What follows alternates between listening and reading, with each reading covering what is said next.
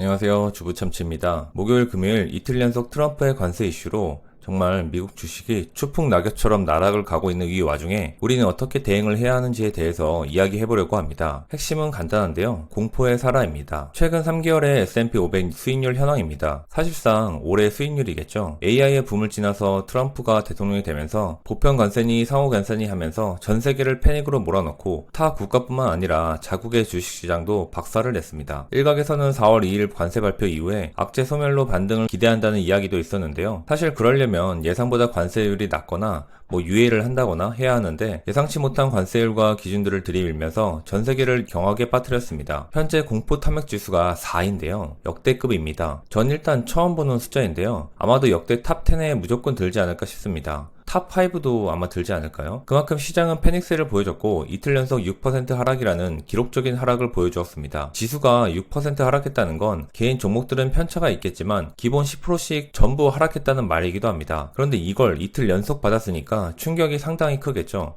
그리고 가장 무서운 건 아직 시작에 불과하다는 것입니다. 우리는 공포에 사라고 배웠지만 지금이 공포가 아니라 시작점이라면 하는 불안감에 결국 머뭇머뭇거리다가 더 바닥이 있겠지 하며 기다립니다. 그게 사람의 심리죠. 그래도 폭락할 때마다 사자입니다. 제 3월 결산 기준 보유 현황인데요. 생각보다 양호하죠. 전체 포트폴리오에서 기술주 비중이 워낙 적다 보니까 그런 것도 있고 최근 관세 이슈로 하락할 땐 기술주 중심으로 폭락하면서 가치주나 경기 방어주 중심으로 반등을 했던 것이 이유입니다. TSLL은 121선 깨지면서 들어갔었는데 이건 그냥 나락 직행입니다. 솔이나 연금계좌에서의 나스닥은 이제 저점 매수 시작하는 개념이기 때문에 사실 큰 걱정은 없는데요.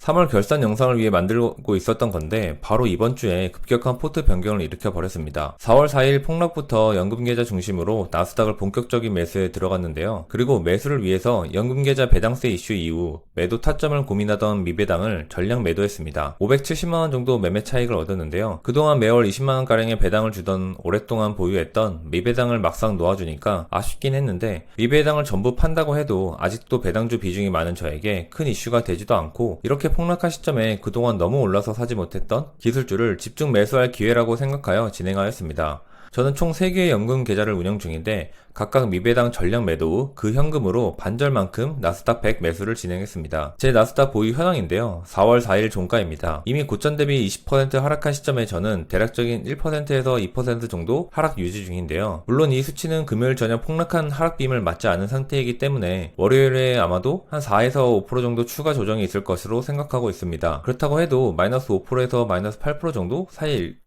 사이겠는데요. 처음에 50% 정도만 매집하기도 했고 연금 계좌이기 때문에 아직도 현금 비중 50%가 있고 매월 50만원씩 추가 적립하며 분할 매수한다면 충분히 여유 있는 상태라 걱정하진 않고 있습니다. 참고로 금액이 가장 큰 아내 퇴직연금 계좌의 3분의 1은 채권을 들고 있는데요. 더욱 안전하겠죠. 나스닥 30%, 현금 40%, 채권 30%입니다. 아름다운 비율이네요. 금요일에 직투 계좌에서 기술주든 가치주든 패닉셀이 나오면서 하락이 꽤나 심해졌는데요. 그나마 알트리아와 아메리칸 타워가 버텨주고 있습니다. SOXL과 TSLL이 하락이 심한데 SOXL은 20불 지지해주는 거 보면서 100만원 정도 매수했는데 바로 마이너스 60% 직행입니다. 이거 보면서 다시 한번 느끼지만 하락장의 레버리지가 얼마나 무서운지 다시 한번 느끼는 요즘입니다. 비중이 워낙 적어서 물타기 할 금액은 충분하다 보니까 제 계좌 자체는 걱정은 안 하지만 단타의 민족인 한국의 레버리지 잔고 비중을 보면 걱정이 많이 드는데요. 올해 한국의 순매수 상위 종목입니다. 테슬라가 정말 압도적인데요. TSLL인 테슬라 2배를 같이 보면 거의 6조 원에 가까운 금액을 매수했습니다. 한 3개월밖에 안 지났는데 6조 원인 거예요. 대한민국 참 돈 많네라는 생각이 들더군요. 순매수 상위 10개 중에서 5개가 레버리지입니다. 정말 대단하네요. 물론 저도 저기에 일정 부분 일조했겠죠. 다들 대응할 수 있는 수준에서 매수했기를 바랍니다. 그리고 오른쪽은 한국인 잔고 순위인데요. 역시나 테슬라입니다. 테슬라 지분의 2%를 한국인이 들고 있네요. 그리고 역시 레버리지의 민족이죠. TQQQ 잔고 보유가 15%가 넘습니다. 진짜 이게 말이 되나 하는 숫자인가 싶습니다. 그리고 TSLL, 테슬라 2배, 이거 보고 전 이거 내가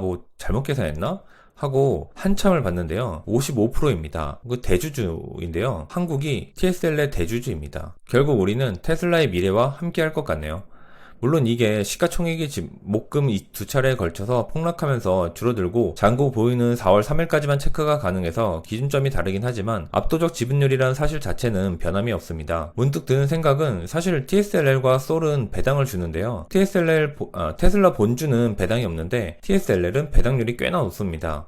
TSL의 최저점에 사신 분들은 24년 배당 기준으로 보면 배당률이 15%에 가깝고 SOXL 최저점인 6불에 사신 분들은 같은 기준 5%입니다. 배당주 투자를 열심히 했던 제가 정말 이상해지는데요. 저때 사신 분들은 배당컷만 없다면 배당주 투자라고도 할 수 있겠네요. 그럼 제가 본격적으로 왜 이번 주 미배당을 팔고 50%의 비중을 실어 매수를 했는지 그 이유를 말씀드려 보겠습니다. 나스닥의 역대 하락률 체크인데요. 흔히 MDD라고 합니다. 최대 손실 낙폭이라는 의미인데 정말 쉽게 그냥 과거 얼마만큼의 최대 하락이 있었냐를 알아보기 위해 확인을 해보았는데요. 전체를 보긴 어려우니까 역대급 사건들이 있었던 그때를 기준으로 최고점과 최저점 그리고 그 하락의 기간과 다시 최저점을 찍고 전고점에 도달하기까지 걸린 시간을 계산해 봤습니다. 역시나 최고는 닷컴 버블인데요. 무려 83% 하락했습니다.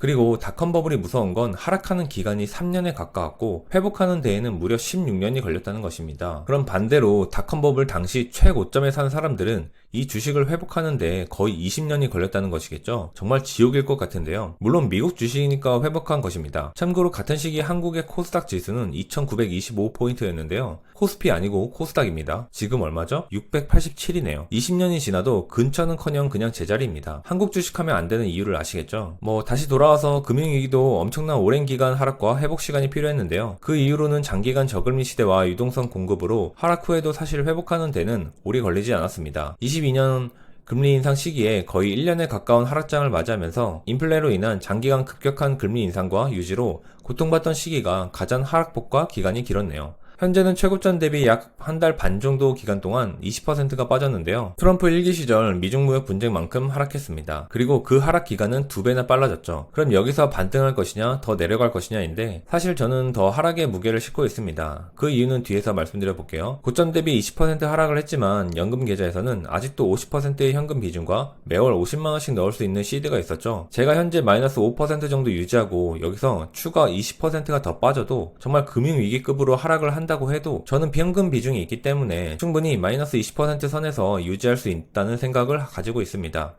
결국 마이너스 40%가 하락하든 마이너스 50%로 가든 돌아올 것입니다. 다만 그 시점을 얼마나 빨리 당길 수 있느냐는 지속적인 분할 매수가 핵심입니다. 내가 분할 매수하는 만큼 그 시점이 앞당겨진다고 볼 수 있는데요. 그렇기 때문에 이 시드를 위해서 우리는 직장에서 열심히 일을 해야 하는 이유이기도 합니다. 한국의 순매수 최상위에 레버리지가 있었죠. 레버리지의 MDD는 어떨까요? 궁금해서 찾아봤습니다. 제가 보유하고 있는 XOXR과 TSLL을 찾아봤는데요. 솔은 50%가 넘는 하락이 지금까지 10번이 있었습니다. 70%가 넘는 하락은 5번이 있었죠. 그만큼 변동성이 심하다는 것입니다. 최대 폭락이 금리 인상 시점인 마이너스 91.6%인데요. 현재 마이너스 88%입니다. 거의 다 오긴 했는데 확실히 저점 매수 시점은 맞는 것 같습니다. 바닥은 모르지만 발목은 될 것 같네요. TSLL도 상장된 지 얼마 되지 않았지만 더 변동성이 심합니다. 그냥 기본 움직이면 마이너스 70%네요. TSLL도 동일하게 과거 MDD 기준 다 왔습니다. 물론 이 두 개 종목이 더 깨고 내려가서 새로운 기록을 갈아치울 수도 있습니다. 그래서 하락장에 레버리지 몰빵하지 말라고 하는 것인데요. 물론 레버리지도 보시면 아시겠지만 솔 기준 10년 전에 사셨던 분들은 현재 고점 대비 마이너스 88% 하락이 있지만 본인들은 800% 수익 중일 겁니다. 이런 거 보면 장기 투자해도 되지 않나 잠시 생각이 들긴 하는데 저 변동성을 견디는 건 결코 쉬운 것이 아닙니다. 할 수 있다라고 하시는 분들도 아무리 멘탈이 강해도 저거 생각보다 쉽지 않습니다. 거의 불가능하다고 저는 생각하는데요. 그래서 그나마 할 수 있는 것은 저렇게 폭락시 물타기입니다. 적은 비중으로 물타기 진행하다 보면 또 새로운 기회가 올 수 있으니까요. 저 10번의 하락 모두 감당하시다면 몰빵 인정하겠습니다. 그럼 트럼프가 왜 이렇게 증시를 박살내면서까지 관세 전쟁을 부추기는 걸까요? 대부분의 중론은 정부 부채의 심각성인데요. 미국의 정부 부채는 현재 5경 원입니다. 그리고 줄어들지 않고 꾸준히 늘어나고 있죠. 기축통화라는 달러를 갖고 있기 때문에 저렇게 할 수 있는 것인데요. 과거 옐런이 단기 국채를 마구 찍어낸 것도 있었지만 어쨌든 현재 미국은 부채가 감당하기 힘든 수준에 와 있고 장기간 고금리 정책으로 인해서 이자 부담은 나날이 늘어나고 있습니다. 아직도 4.5%의 기준금리로 관세 정책으로 인해서 인플레 재발적 우려가 있기 때문에 금리를 못 내리고 있는 것인데요. 다만 관세로 인한 경기 침체 우려로 시장 금리는 4.0까지 내려갔습니다. 그러다 보니까 TLT 주가는 튀어 올랐는데요. 사실 미국이 제조업 부흥을 위해서 자국의 투자 유치를 하고 있는데 미국의 제조업에 대한 기술자들도 없고 인건비 감당도 안 됩니다. 물건이 비싸지고 소비자 부담이 늘어나면 그건 결국 인플레로 이어지겠죠. 저건 절대 변하지 않는 진실입니다. 동남아에서 태국이나 필리핀 등 주요 국가들의 대졸 초임이 80만원 전후입니다. 정말 우리나라 우리나라 대기업급은 들어가야 100만원이 넘을 텐데요. 대졸이 이런데 반대로 생산직 고용자는 얼마나 될까요? 40만원 전후입니다. 제가 동남아 쪽 수출 담당을 하다 보니까 이런 이야기를 많이 듣는데, 과연 이렇게 싸게 만들던 기업들이 햄버거가 10,000원이 넘는 미국에서 물건을 만들면 감당 가능할까요? 절대 못합니다. 미국의 제조업 부흥은 가능성이 희박하기도 하고 되더라도 아주 오랜 시간이 필요할 것입니다. 일단 트럼프 임기 내는 불가능하죠. 최근에 제가 보고 있는 책은 투자도 인생도 버핏처럼을 열심히 보고 있는데요. 현금 따발을 들고 있는 버핏이 결국 승자였습니다. 그리고 버핏은 거시경제 환경을 보는 것을 의미 없다고 하며 오로지 그 투자 기업의 실적과 미래 생산성만을 보라고 했습니다. 지금의 이 시기에 그 말이 유독 와닿는 요즘인데요. 그러니까 우리는 지금 같은 이 공포에서도 사야 합니다. 나스닥은 결국 수많은 크고 작은 위기가 있었지만 전부 극복하고 지금에 와 있습니다. 가까이서 보면 비극이고 멀리서 보면 희극이라고 하잖아요. 수많은 위기에도 과거에도 산 사람들은 지금도 희극입니다. 그러니까 우리도 미래에 웃고 있기 위해서 끊임없이 매수 버튼을 눌러야 하죠. 물론 분할로요. 이번 이슈의 흐름을 예상해 봤는데요. 관세 전쟁으로 인한 주가 하락 폭락, 그리고 경기 침체를 모두 겪고 금리 인하가 본격적으로 시작되면서 유동성이 공급되면 시장이 폭발적으로 반등할 것이라고 가설을 세웠습니다. 중간에 어떤 변수가 나올지 아무도 알 수 없지만요. 그래서 제 결론은 매 순간 매수입니다. 이럴 때일수록 지수 투자에 집중하면서 무지성 매수가 답이라는 생각이 드는데요. 전 다음 주도 매수 버튼을 누를 생각입니다. 아직 현금이 있으니까요. 반등이 한 달이 걸릴지 6개월이 걸릴지 1년이 걸릴지 아무도 모릅니다. 하지만 제가 저 모든 순간에 매수를 하고 있다면 수량은 늘어나고 마이너스 수익률은 조금씩 개선되겠죠. 그리고 다시 올 상승장을 기다려 볼 수 있습니다. 투자의 제1원칙입니다. 공포에 살아. 제2원칙은 제1원칙을 지켜라입니다. 꼭 성투하시고 시청해 주셔서 감사합니다. 다음번에는 더 좋은 영상으로 찾아뵙겠습니다.